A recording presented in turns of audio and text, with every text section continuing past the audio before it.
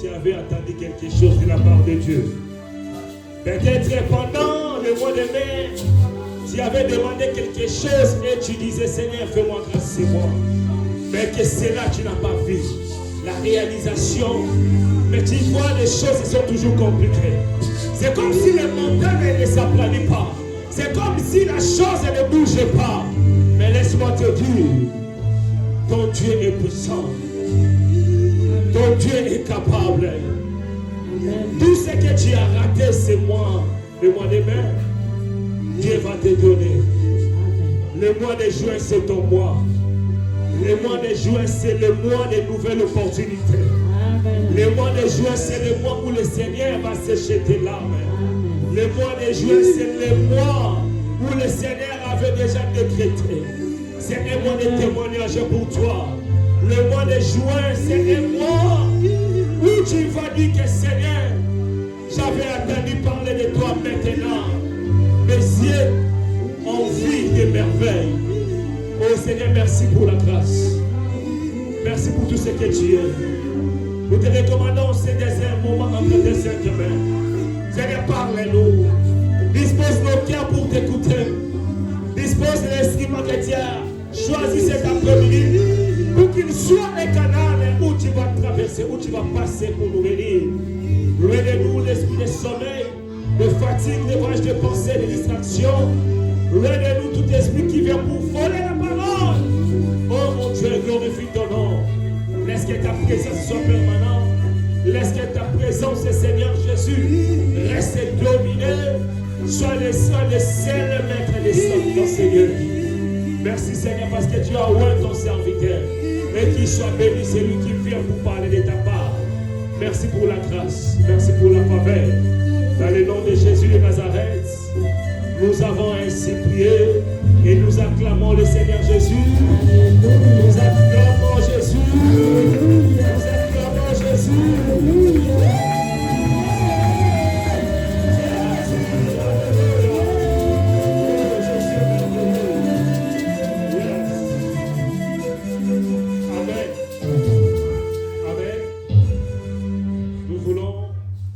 Si vous pouvez nous lever, s'il vous plaît. Nous allons recevoir l'homme que le Seigneur a choisi cet après-midi. Sautez les mains, s'il vous plaît.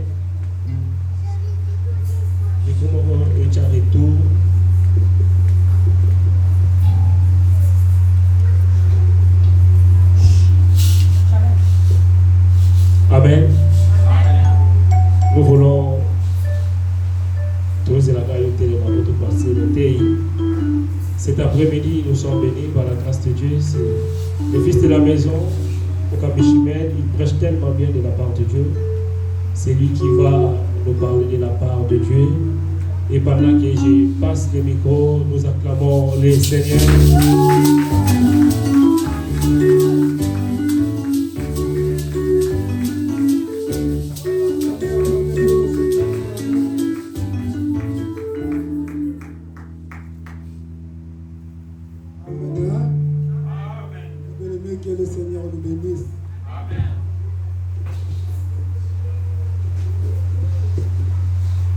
Amen. Oui, sans plus tarder, bien-aimés, nous sommes toujours restés debout par la grâce de Dieu. Nous allons lire un passage biblique. Nous allons lire dans 2 Samuel 9, verset 1 jusqu'à 8. On va le lire, s'il vous plaît, je vais faire la lecture. 2 Samuel 9, verset 1 jusqu'à 8.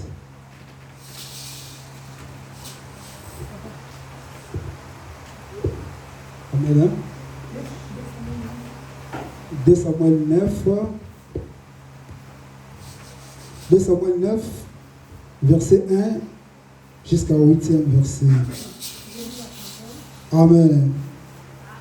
David dit, reste-t-il encore quelqu'un de la maison de Saoul pour que je lui fasse du bien à cause de Jonathan? Le verset 2, il y avait un serviteur de la maison de Saoul nommé Tiba, que l'on fit venir auprès de David. Le roi David lui dit, es-tu Tiba? Et il répondit, ton serviteur. Le roi dit, n'a-t-il plus personne de la maison de Saoul pour que juge envers lui de la bonté de Dieu?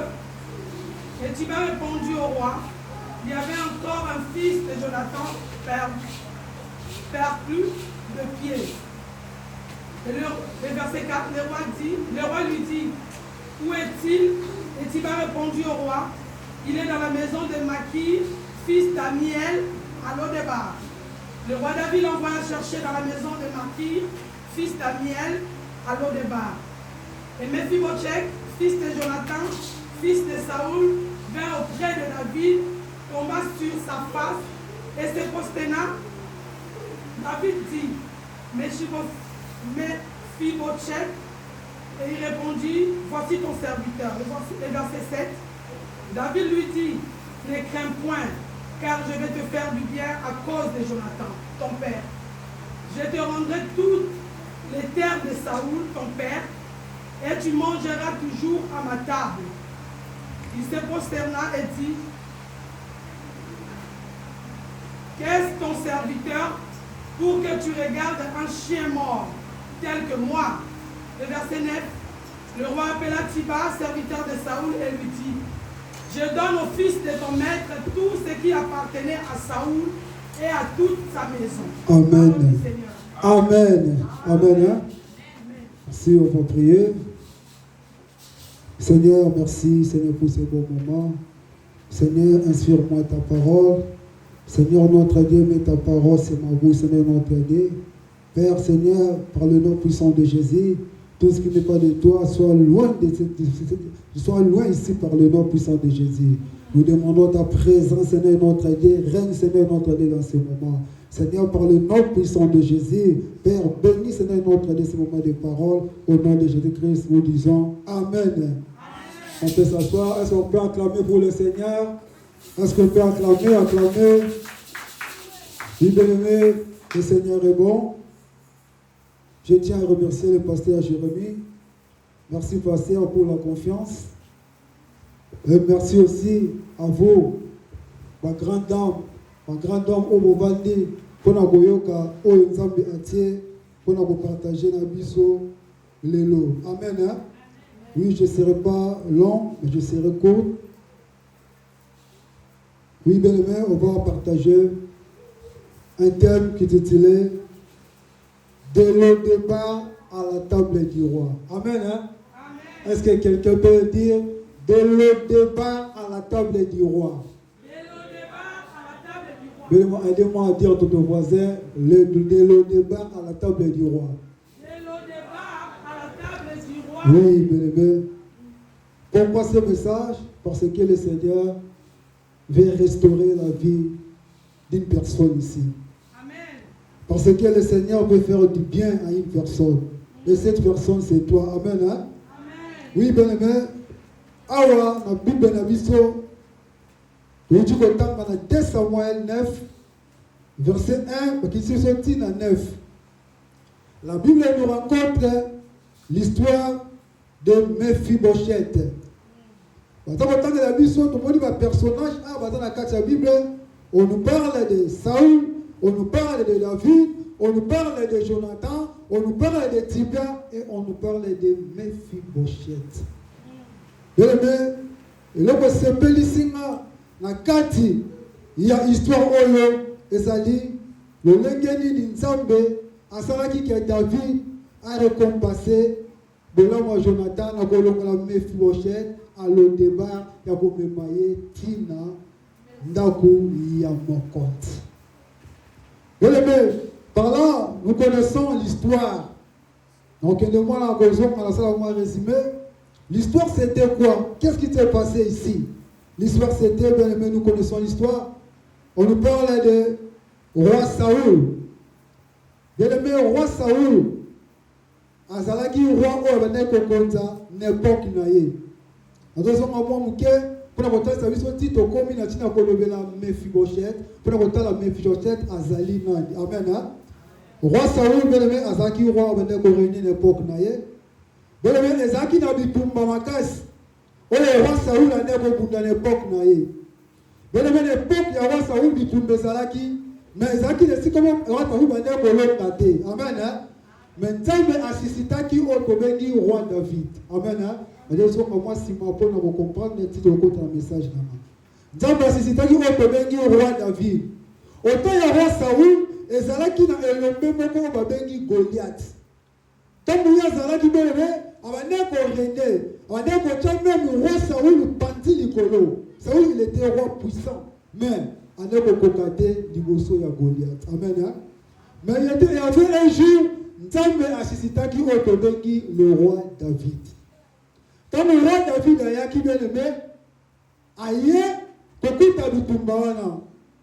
Le roi David a tout dit. Pourquoi oh Israël a volé maté? Bon, le but est dans le défi moko au Goliath à l'ansaki, à temps où il y a roi Saoul. Azalaki volé maté non. Ce que vous avez dans le mutu moko, oh le akoya, pena, akoisa, ngai, de mutuana, akoza la mutu akoza la honoré. Bien aimé, David ayaki, wana David n'a mutu akomi roité.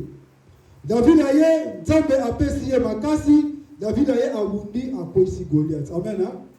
Quand David a quoi ici Goliath, bien aimé, et qu'on comprend que non, David Azalaki n'a osali grâce d'Anzambe.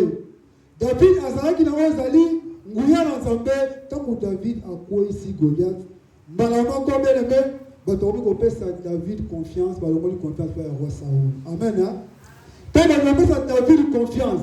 Donc, on a qui me l'a dit que Kitty, heureusement, on a terminé un Samuel, autant à la 20, les histoires au temps à mon malade. Bien, la vie n'a vu ça, tout le temps, on va commis Koyemba. On commis Koyemba, on va commis ça David, que David, Azaki Moto Oyo, a Boma qui a te belé, David Azaki Moto Oyo, a qui Golom a Bitumbawana. Bien, la même Balaboko, roi Saoul, a commis na Kanda, a commis na haine contre David. Amen. La zone du monde qui a pris le service. L'Israël, il y a le roi Saoul, ou le bandaki, guerrier na David. Le roi Saoul, a combattu, na Ozali, motema, likunya pe na David. Le roi Saoul, a l'air kolinga aboma David. Mais le roi Saoul, a zaki na mwana na yo babengi Jonathan. Mais pourquoi nous avons besoin parce que la Katiawa, on peut un personnage où nous avons le Saoul, Jonathan, David, comme Mephibosheth. Amen. Et moi, nous avons expliqué l'histoire, nous avons besoin parce qu'on peut tout comprendre. Et là, on est les Kaki. Mais maintenant, le roi Saoul a connu que l'on a appelé David. Mais le roi Saoul a dit que papa, moi, on a eu pardon au babengi Jonathan. Jonathan né Azalaki ou Ezali, papa ya Mephibosheth ou Tolite le Bela Awa. Jonathan Azalaki, moninga ya David. Amen. Nous allons expliquer pour tout comprendre l'histoire. Comme le roi Saoul, Azalaki a appelé David. Bien aimé, le roi Saoul a appelé David, mais Azalaki n'a pas Jonathan ou Azalaki le prince. Jonathan Azalaki, camarade ya David. Comme le papa ya David, papa ya Saoul, pardon, papa ya Jonathan, Asala, Ozali David Mabe, Jonathan il était là pour le David. Il était là pour protéger David. Jonathan a quitté Mabe comme la David papa naï. Amen. Jonathan Azala qui est toujours na pour David, que papa linga gomayo, que papa alingi Asala yo Mabe. Amen. C'est pour cela bien aimé, Jonathan na kozala David malam, na kozala David, na David na kozala, Jonathan a dit kozala alliance moko na David. Na alliance wana Jonathan asalaki na David, ndeyaki kozala bien aimé que David a récompensé oyo ezali mwana David olobela mwana ya Jonathan olobela siko eza Mephibosheth. Amen. N'avez-vous pas se comprendre bien. Nathalie Simission dans le but Jonathan Azalaki prince. Donc Jonathan Azalaki moi la roi Saoul. Jonathan Azalaki il fallait succéder, à remplacer papa naïe. Mais Jonathan, bien le même temps, maman que papa naïe a dit à David. Jonathan s'est fait la quitter. Parce que Jonathan Azalaki moninga David. Jonathan n'est pour protéger David. Jonathan n'est pour David, mais comme on papa naïe n'a pas de À cause sikoyo ya bango ya rencontre ya wana, à cause ya David na Jonathan, nenge Jonathan ne ko yebisa David que papa linga bomayo yaki ko sala basala alliance moko. Yaki ko sala ka Jonathan alinga lisusu David makasi pe David alinga lisusu Jonathan makasi. Yaki ko sala bazaki na alliance moko. Mephibosheth oyo tolobela awa Mephibosheth azana.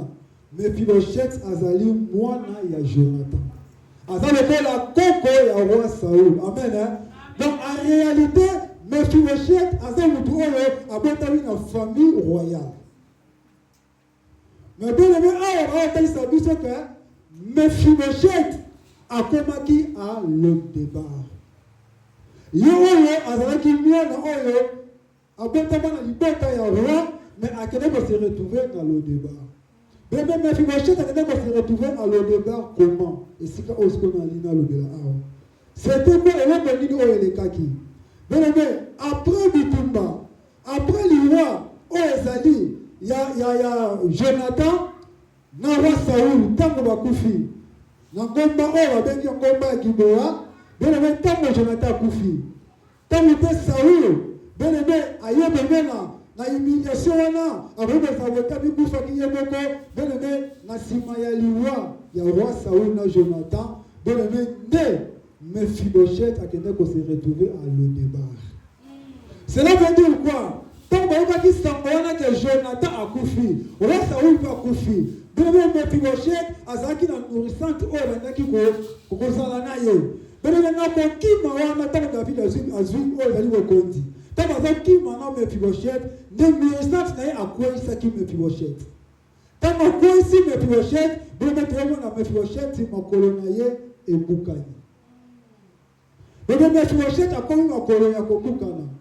Beleme tant akomi makolo ya kobukana na soli wana beleme na pasi wana Mephibosheth ne ko se retrouver na Lo-Debar.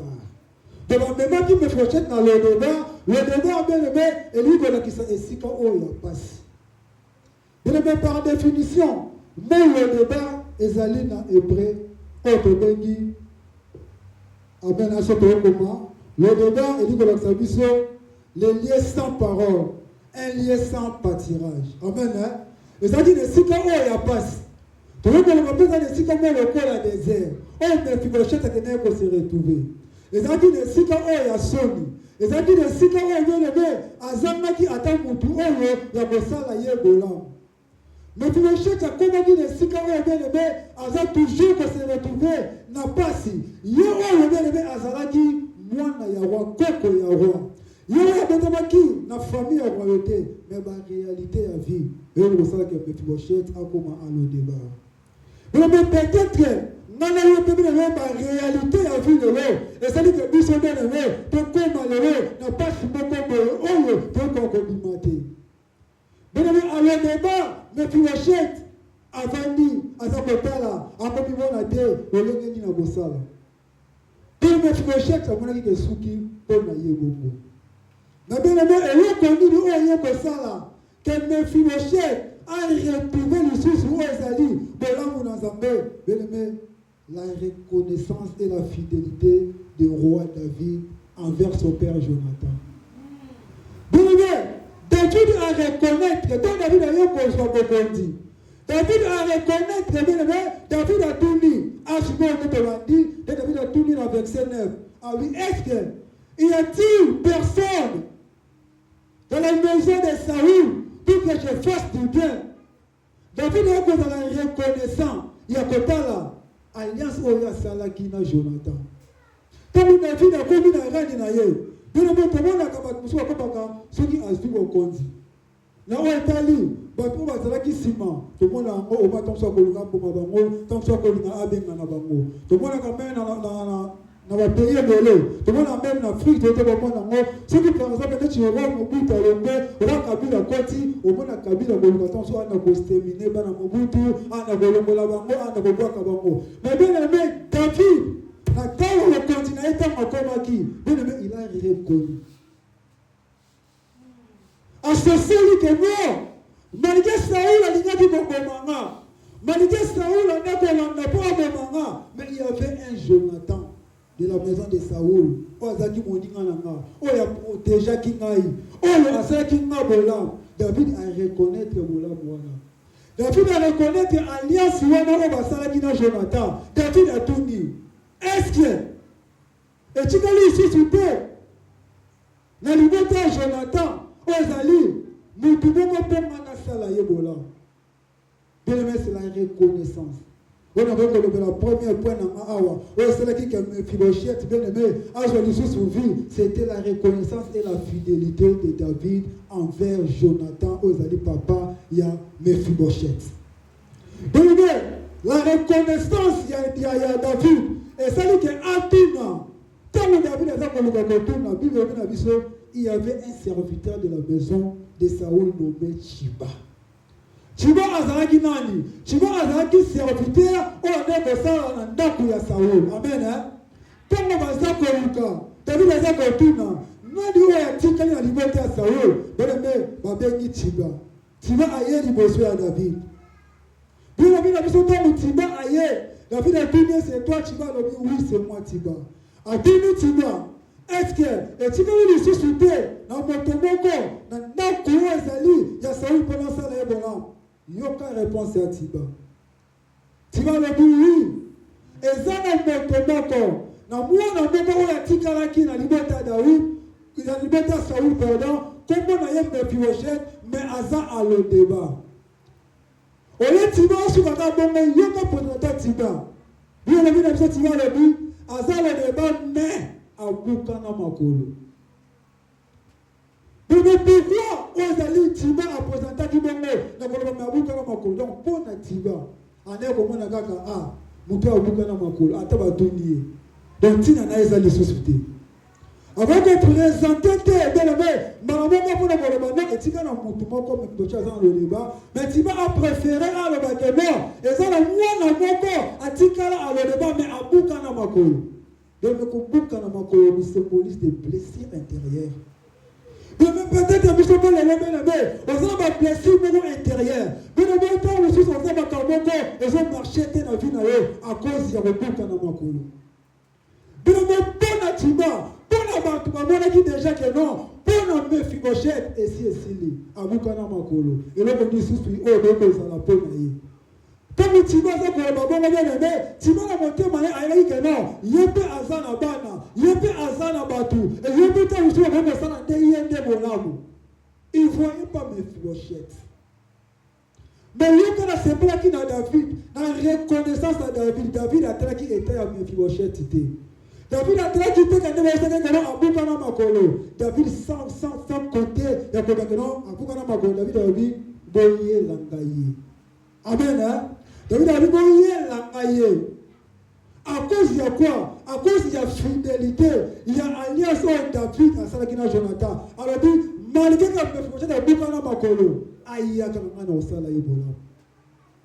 Aïe bombe quand on a osala ye bolam.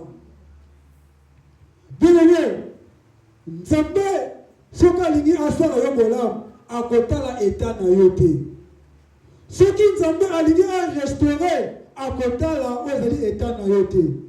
Bien aimé, Nzambe asaki que David a reconnaître bolamu oyo Jonathan salaye pour a récompenser yango pa ya Mephibosheth. Bien aimé, Nzambe wana za capable bien aimé. Ya ko restaurer pe, ya ko tina mutu oyo sala bolamu, o mutu ambosa na yo, Nzambe za kaba bonzani se kimia pour te asala yo ka bolamu. Bien aimé, pourquoi message oyo eye kaka le 31 mai. Bien aimé, ils ont message ils ont prophétique. Mais le lundi, tu fais quoi dans la juin? Juin est la deuxième phase où ils allaient peut-être bien aimé, et la deuxième phase il y a année. Peut-être bien aimé yo peu, aux hommes à Cameroun, ils ont mis quand on a vu na yo. Tant que on connaît déjà comment na koloba ensemble, le but au compte à juin. Juin ils allaient kati il y a année. Peut-être si on connaît comment.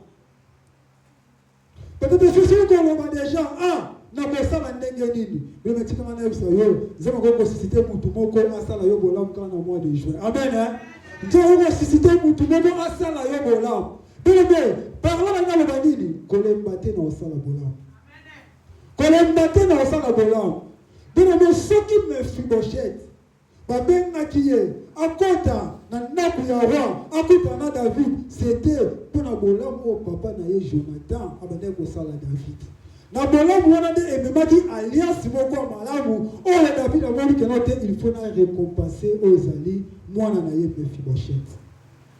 Bebe kolemba te na kosala bolamu, kolemba te na kosala bato bolamu, kolemba te belebe ata bolamu oyo osa soki efuti yo te efuta bana na yo. Bolamu oyo ozosala lelo belebe soki erécompense yo te ekorécompense oyo ezali bana na yo. C'est ça oyo ekomaki na fille ya Mephibosheth.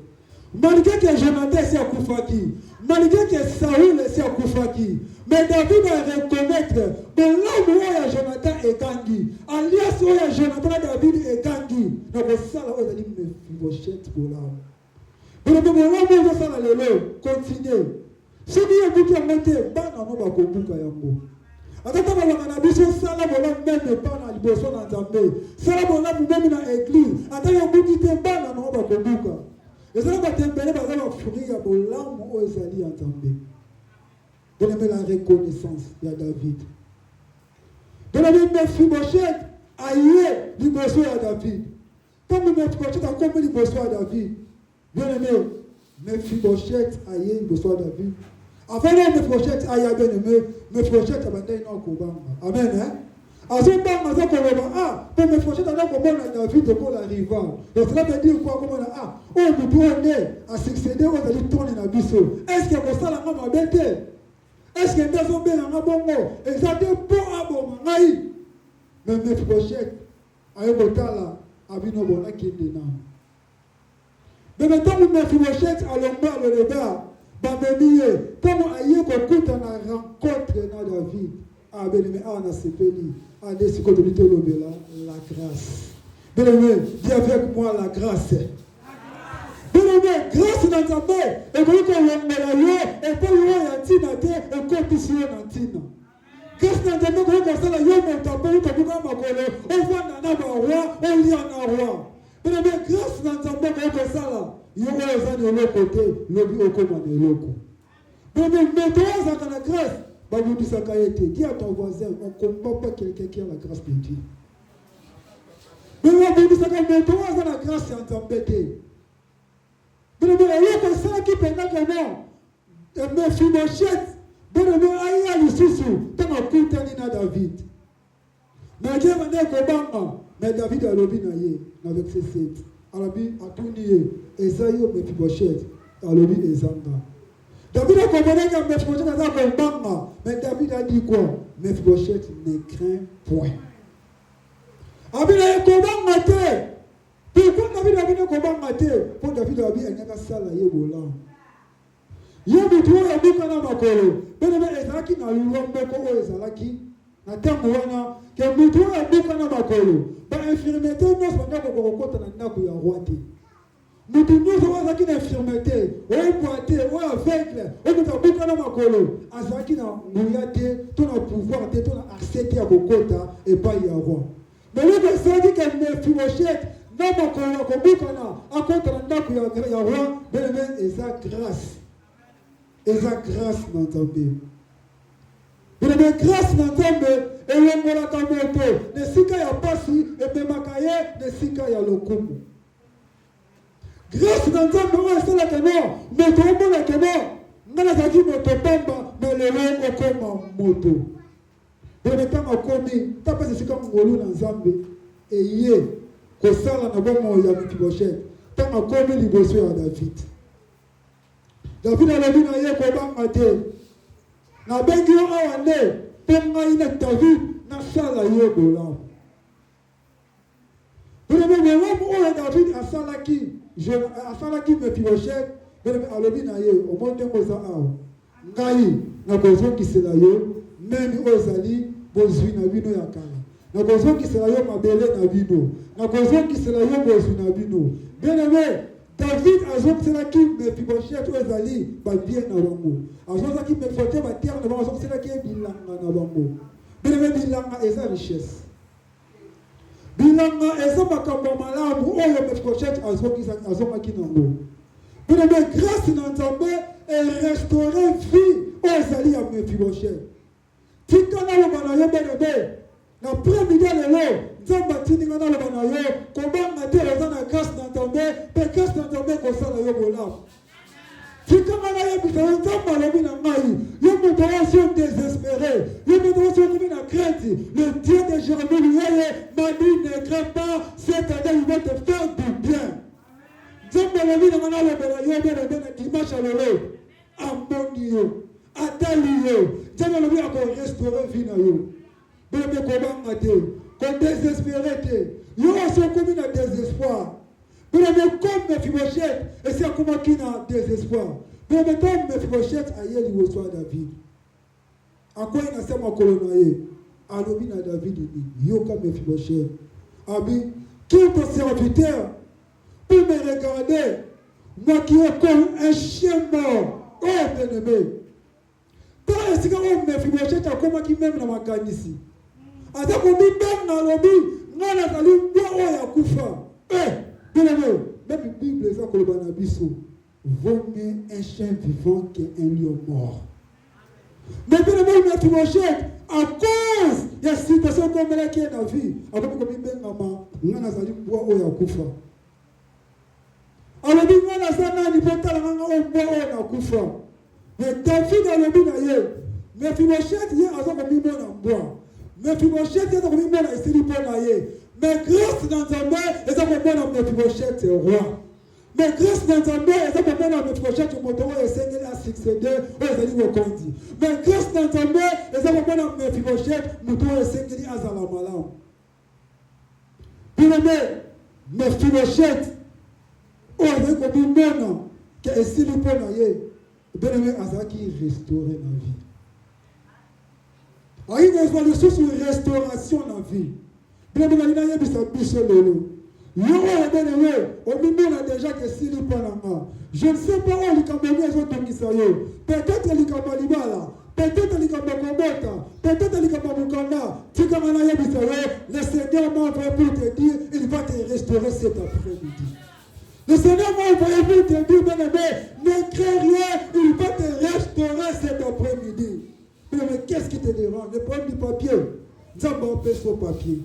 Nzamba la vie qu'on banque à Dieu. Bien aimé, mais finalement, tant que j'ai ici au Zali, tant que Nzamba a restauré. A zongi seli ba bien aye. Bien aimé, et on a sepeli awa. Ngoli na Nzamba, tant que yaka, et restaurera comme moto et positionnera comme moto. Alléluia. Puis même grâce dans Nzamba, et vous qu'on yaka kate, et vous grâce dans Nzamba, vous faire na vie na yo bien aimé. Grâce à vous qu'on le yo. Na sans papier. Et puis sur le papier, voilà est restauré. Pour les positionner bien aimé, et si et puis sur le sous Moussala Malam, puis et puis sur le CDI bien aimé, et comme je te montre, on raisonne les sociétés, ma passion est le cas qui n'a pas. Bien aimé, la grâce de Dieu, bien aimé, cet après-midi, est colocalisée. La grâce de Dieu cet après-midi, il va changer ta vie, bien aimé. Ne crains pas, bien aimé. On va restaurer cet après-midi. Comment on va restaurer cet après-midi. Bien aimé, comment ne crains point. Le Dieu de Jérémie, il est Dieu puissant. Bien aimé, dans cette église, bien aimé, notre le Dieu de restauration à Zahao. Ce qui nous semble à Salaki, qui est roi David, bien aimé, grâce à notre belle localisée Mephibosheth, notre thème roi David, pourquoi pas bien aimé? Nous avons restauré et à positionner Bissot. Bien aimé, dans le temps là, Mephibosheth, il n'avait pas demandé rien à David. Mephibosheth a servi David de l'autre côté. Azaki n'est à l'endébat. Et si quand on bien aimé, et si quand on va bosser à qui est. Mephibosheth a fait ma quitter. Ailleurs va qui pète. Que est-ce que l'objet, le vrai conjoint a l'histoire sur la royauté. Est-ce que l'objet n'a eu dans bon tabac prince, dans commis, est-ce que l'objet n'a pas sur bien. Mais ailleurs va quitter. Mephibosheth a fait ma quitter. Mais on lui dans ça, et que nous collons la Mephibosheth, et il y a des hommes qui sont sur ma langue. À combien plus de raisons, bien aimé, non, au 50 ans. Celui qui Mephibosheth a 5 ans, il est l'autre côté. Mais on dit dans Zambé, et ça dit que Mephibosheth, Zambé a fait sa restaurer. Bon, on a l'autre 5 ans. Mais on a ton mot aux alliés. La prière à ton mot aux arts. La prière à l'après-midi aux alliés. La prière à dimanche aux arts. Ah, bien aimé, comment tu vas voir ça la terre, on peut s'habiller, on peut se donner Lucas. Ce qui me fait manger, mais les massins à quitter ma paix, ça qui est. Et vous m'en avez auto 50 ans. Pourquoi tu es banga, bien-aimé? Pourquoi tu es banga? Pourquoi je veux que ma caméra va changer? Pourquoi on commune pas ce qu'on va faire ici le Pélanga? Bien-aimé, la grâce de Dieu est localisée cet après-midi. Bien-aimé, combat matin, n'écrit rien. Nous avons aligné un restaurant, mon tomoko. Pourquoi le message est hier? Pour nous avons aligné un restaurant, à ça la motomoko pour l'âme. Pour motomoko, on a ezali, bien-aimé. Si quand on a le amen, il y a un restaurant du Cameroun. Bien-aimé, notre Dieu, attends, on va voir de l'autre côté. Bien-aimé, ceux qui David, oh, il y a ça moto, à reconnaître qui, de l'amour, j'entends s'allier, pour récompenser un peu David. Comment on s'en bénéficie, oh, il y a qui David? Pourquoi on s'en reconnaître l'été? Oh, le l'amour, le lengo ya kama prière, le lengo sambelaka. Pourquoi pas nzambe aya mulayo? Bien-aimé, nzambe, azantambe, oh, azapo na yo, nzamba malamu. Grâce dans nzambe, bien-aimé, et chance à la vie à bateau. Bien-aimé, comment on a yoté? On va les autres mamans, on peut pas les autres passer à témoignage. Malaboko, et personne n'a les sous-sous, et affirmer les sous-sous. On va les aller au boye. Mais tout le monde a eu qu'on compte là, c'était un mundi pour moi boye. Oh, il va quitter. C'est ça la grâce. Grâce dans nzambe, bien-aimé, tamboyaka, et personne m'a cambo, oh, bien-aimé, et les clamés. Donc, dans nzambe, il y a la vie na yo, et personne connaît, oh, yo, c'est un qui bien-aimé. On va laisser un mukanda. Vous ne mettez pas en grâce en termes de gagnant. Et puis sur Mukanda, et puis sur CDI, et puis sur Makalomo, comme on a. Oh, ensemble, on s'en va pour l'homme les Kébélé. Pour l'homme ensemble, oh, le mec qui me fait mon chiette, des cigares le débat, et quand tu es dans ton roi, ensemble, il est le même hier, aujourd'hui et éternellement. Ensemble, on a coufaté. Ensemble, on a bossé dans la Kabola où tu es bien-aimé. Le Seigneur va te restaurer. Comment on a été bien-aimé? Que ce soit ma problème, on écoute dans l'angle. Bien aimé, comme on n'a pas embatté. Comme on a dit qu'il y a ici, si le non, notre Dieu est là. Et la grâce de Dieu est là, bien aimé. Grâce d'entendre et change la vie en moto. Bien aimé, attends, on va y aller dans un moto, grâce d'entendre, je vais y échanger. Attends, quand vous êtes dans un moto, grâce d'entendre, je vais changer la vie. Bien aimé, ne crains point. Comment on est comme mon côté? Ngoyi na nzambe ezakati na yo. Po nzambe alobi asala yo bola. Na ba citation na yo bien aimé oyo oza na ngo. Na ba citation ya pasi nzambe azawana. Je ne sais pas, je ne connais pas ton problème. Oyo komi ko bangisa yo. Oyo komi ko bona yo ke ngai sesili. Parce que me fi cherche pour na ye anebo zela kaka liwa. Si me fi cherche mi benga ma chien, pas mi mona ki pona ye esili. Abi mona ki ke ngai awa esili pona nga. Mais grâce à Nzambe, et c'est là que mes fibochers, si bien aimé, azonga lisusu, mutu azaki susu, azonga, il faut pas dire que c'est les bilanganaye, mais azaki susu, azonga, c'est ce qu'on va travailler. Alors comment il suffit qu'on filtre à bateau? Bien aimé, on a les richesses, il y a un bon qui richesse, il y a un bon qui, il y a un bon comme bimba. Richesse, il y a un bon bimba, il y a qui go zonga na tina ya mes fibochers. Bien bakolo ya libota na yo na tina na yo. Bakolobela libota na yo na tina na yo. Comment ya Saoul les gens qui sont à cause de Mephibosheth. Il est temps de Mephibosheth. En gens qui sont à comprendre na ndaku ya roi. Pour David le baki na yebo. Abi désormais on va nakolia kaka na ndaku na continuellement. Cela veut dire quoi? Donc là on a demandé que continuellement notre fille à Mephibosheth. Cela veut dire quoi bien aimé? Bakolobela na tina ya libota na yo po na yo. Bila menzamba mozo ki salama kama oyo bungisa. Bila Mephibosheth azonga ki na kozwa azali bozuna bango, terrain na bango. Oyo tamu kurasa una kupaki, bila Mephibosheth ka zaki po na ye, menzamba zongi sela ki bango. Jamba zongi sela ki ozali honneur. Jamba zongi sela ki ozali gloire. Malgré état na ye koma ki déjà motoro akatala makolo. Nzamba longola ki humiliation. Nzamba longola ki ye na kati ya humiliation amema ki ye na gloire. Bila me cet après-midi, Nzambe alobi azako longola ye na humiliation, azako mema ye na kati ya nkembo. Tu peux te demander comment, au nom du Seigneur Jésus, que Dieu t'enlève de l'humiliation, que Dieu t'enlève de la gloire. Nous avons même la gloire, bien-aimé, cet après-midi. Que Dieu t'enlève, bien-aimé, dans mon pauvre, bien-aimé. Mon pauvre, l'attitude, nous avons le bien-aimé.